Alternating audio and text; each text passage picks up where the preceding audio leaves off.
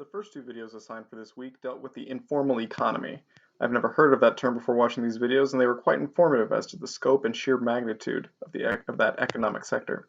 For example, the first video, Robert Neuwirth gave statistics that stated that approximately two-thirds of the world's workers participated in this informal economy, which he referred to as System D. That includes 1.8 billion people. If these people were to be combined under a single political structure, that structure would be worth $10 trillion every year, making it the world's second largest economy behind the US. One last number drop said that System D is projected to be responsible for over half of the world's economic growth over the next 15 years. Clearly, these statistics are staggering, and the informal economy is an extremely powerful force, and not to be taken for granted or dismissed.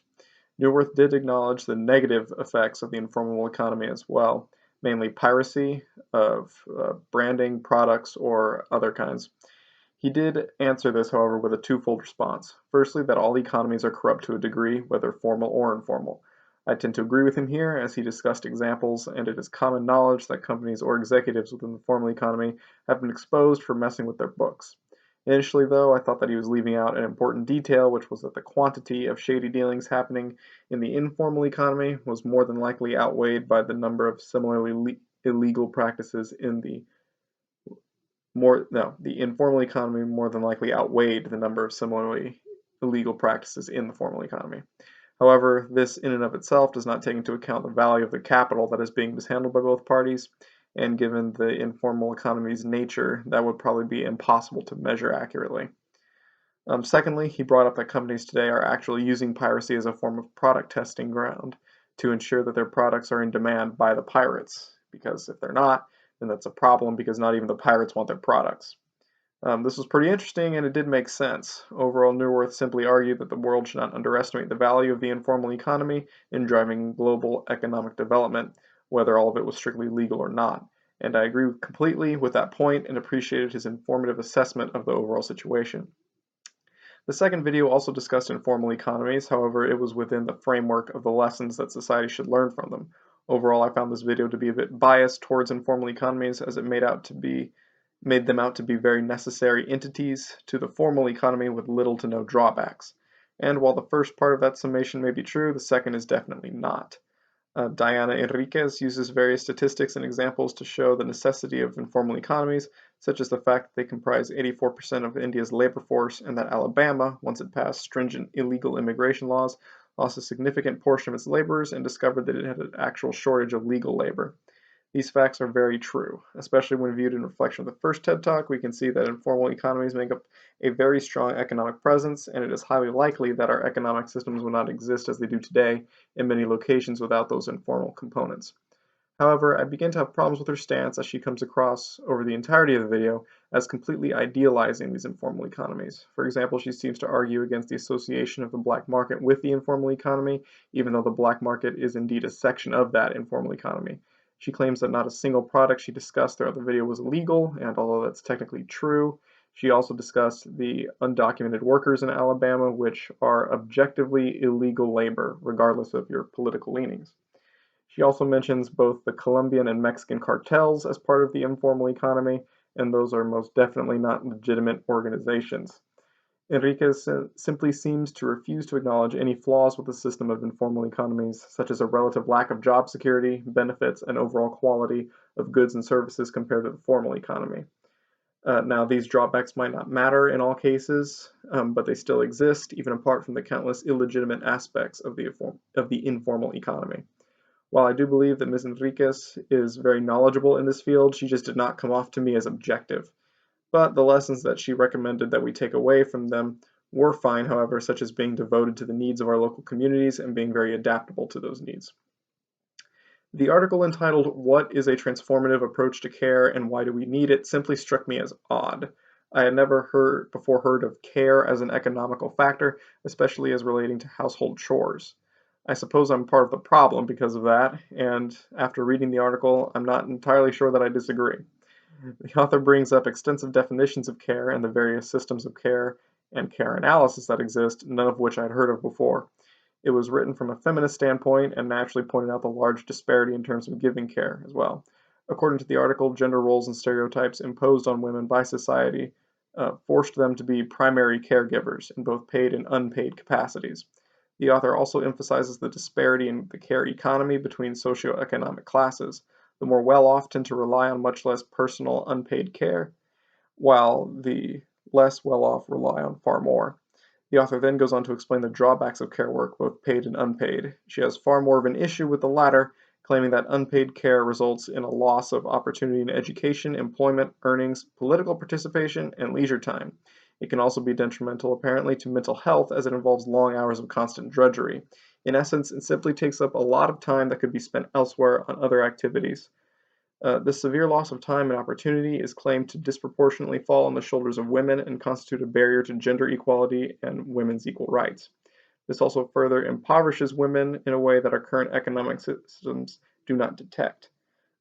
Paid care, on the other hand, is accused of having poor pay and working conditions for, quote, some care workers in some contexts. Overall, I don't really disagree with anything the author says here. It makes a lot of sense. However, I was intrigued to read about the author's proposed solutions to this problem, and in this sense, I was a bit disappointed. She advocated a triple R approach, with those R's being recognition, reduction, and redistribution. Recognition was necessary to let society, mostly men and the wealthy, understand the impact and scope of the care economy and who its primary workers are and what its costs were. This would prevent the care industry, paid or unpaid, from being taken for granted and would help the populace understand the social stereotypes that push women into these roles. This R seemed pretty straightforward throughout the entire article. I was still never convinced, though, that our societally constructed gender stereotypes were so largely responsible for this rather than individual decisions. But I can believe it, I guess. In any case, raising awareness of the issue certainly couldn't hurt. The second R was reduction, which would include the planning and implementation of care labor-saving infrastructure investment projects. This R was woefully unspecific, in my opinion. What would these projects be, and what were the specific goals that they would try to solve? Would they be better planned road systems to cut down on transit times, or possibly an increase in child care centers? It was never really explained. But infrastructure projects on a scale large enough to make a tangible difference in the care economy would likely include high costs to the economy at large, and I would want to see specifics and data before I would support such changes. The final R is redistribution, and again, she seemed lacking on specific solutions. The first aspect of redistribution addresses care in the household and how families must challenge the gender stereotypes that associate care with femininity. It's a nice statement at all, but it's hard to picture what this challenge looks like. For families where the man is the primary breadwinner, are any of them supposed to give up their jobs to do domestic work while their female counterpart takes up that role instead? After becoming adjusted to the system in place, is it financially viable for this to occur? It seems as though the decision to challenge stereotypes would be secondary at best to what is most fiscally responsible for the family in question, while still allowing those who need care to receive it. I suppose that I could be incorrect and that many households could redistribute these responsibilities without harming their situation, but my first instinct is to doubt that. In terms of society as a whole, she mentions providing social infrastructure again in the form of care services to redistribute care responsibilities and create job opportunities. And she primarily does this through the lens of giving women more opportunities for paid care labor.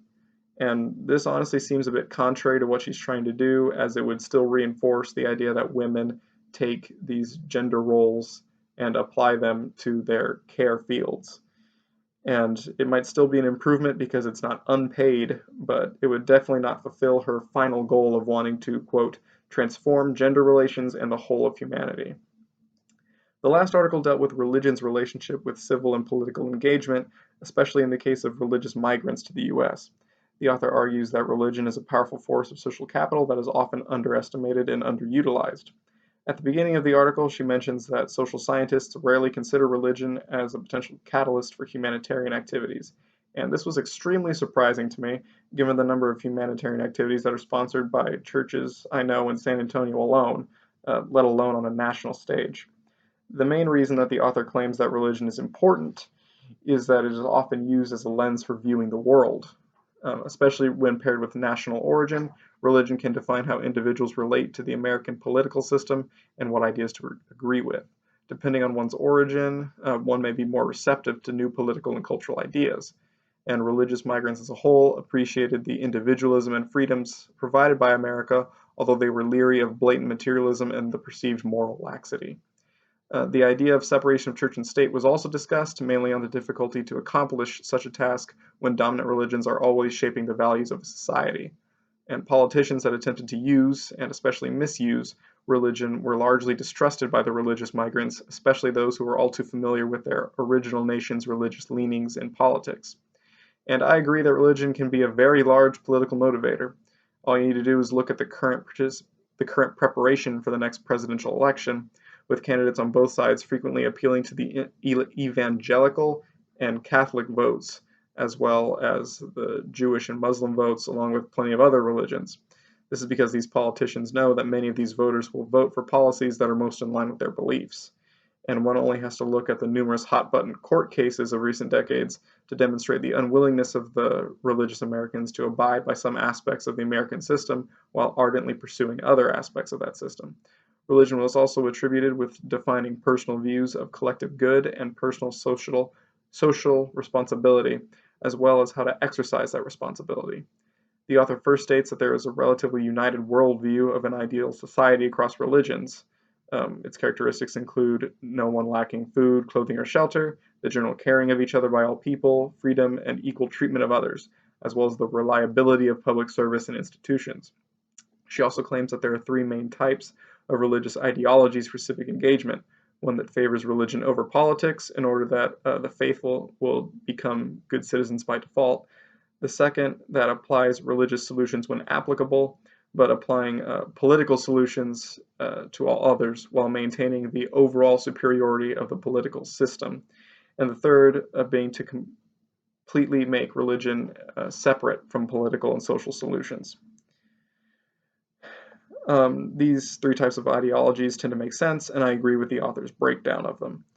One other reason for the importance of religion is its propensity to mobilize large numbers of otherwise unconnected people and provide a feeling of connection which can span great geopolitical distances. This aspect of religion is very powerful indeed and not easily replicated by other social constructs, especially to the depth of those convictions.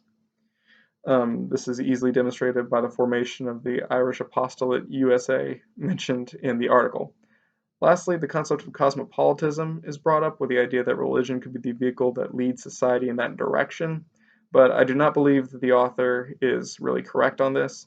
While her main point may be true of more religions being open to each other's characteristics, more of them would have to completely change their fundamental beliefs in order to exist in such a society.